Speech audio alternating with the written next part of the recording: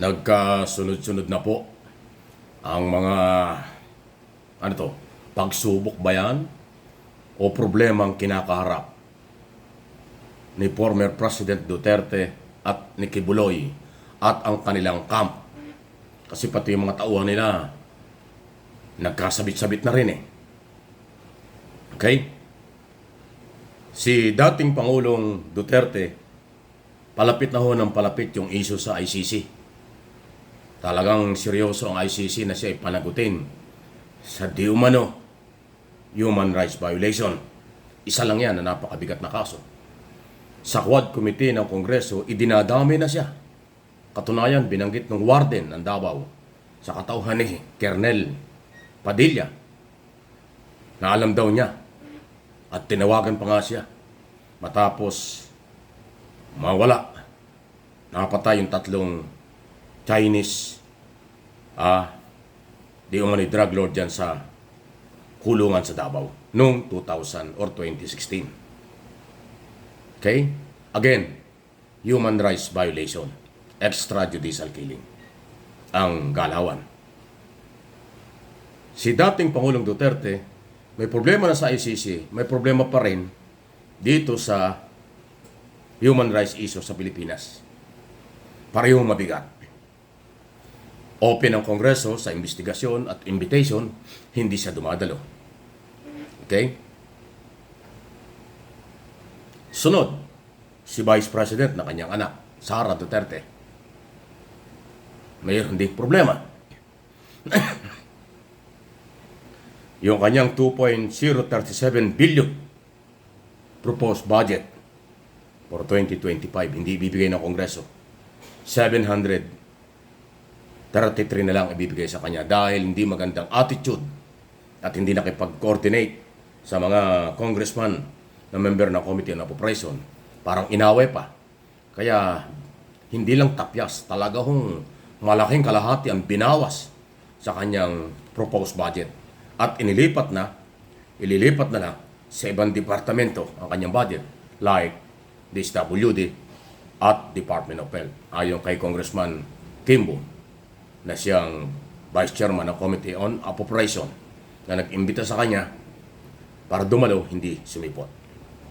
Okay. Duterte pa rin. Si Pulong Duterte, anak ng dating Pangulo, isinasangkot din sa di umano'y smuggling naman.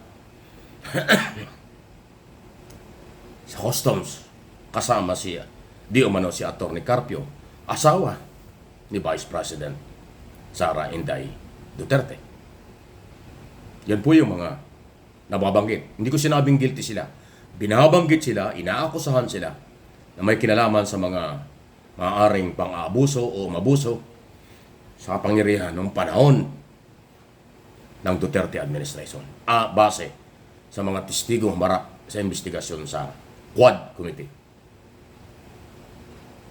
Ngayon, 2 malapit kay Duterte. Yung isa na pareho na content, yung isa nakakulong, yung isa hinahanap. Excuse me po. Hinahanap si Harry Roque, nawawala. Abogado niya yan.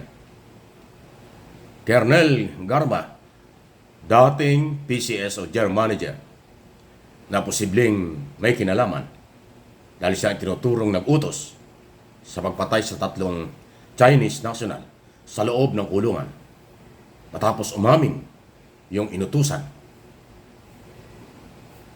sa harap ng komite. So yan po yung sunod-sunod. Sa kampo ng Duterte pa lang yan. Vice President, Congressman, at yung manugang na si Atty. Carpio na nadadawit din. Diba? At ito, grupo din niya ito eh. Kibuloy, Apollo Kibuloy. Matagal na hinahanap, naging pugante, pero nasukol din, nahuli rin. Ngayon, nakakulong na. Nag-iisa doon sa Campo Crame. Yung kanyang mga kasama na transfer na sa City Jail. Hindi sanay si Kibuloy sa kanyang buhay. Marangya ang buhay niya. Maraming mansion. May mga bodyguard. May private jet. Private chopper. Maraming building. Dito at sa abroad. Pero yung pera niya, hindi niya mapapakinabangan kasi nakakulong na siya. At matagal ang kaso niyan. Qualified human trafficking. In other words, yung yaman ni Kibuloy, hindi niya magagamit. Lalo na ngayon, naka-frozen dahil pinahold na ang kanyang mga bank account at mga asset ng Court of Appeals base sa petisyon ng Anti-Money Laundering Council. So, yan po yung sunod-sunod na nangyayari. So, ano ito? Ito ba yung sinasabi natin na rule of law, pinapaira lang batas ng pamahalang ito under President Marcos Jr.? Kasi ang gusto ng Pangulo, from day one sinabi, rule of law. Pag may pagdududa, imbestigahan.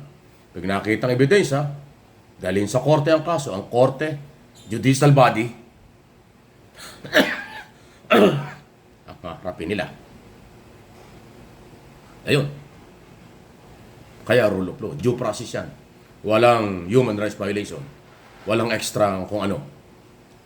Pagalingan ng testigo, palakasan ng ebidensya kapag rule of law, due process. So tama yung proseso.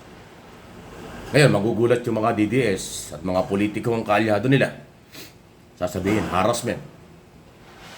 Hindi yan harassment. Kasi may nangyari, may complainant, may nagpapatunay, may biktima, at may reklamo. Di ba?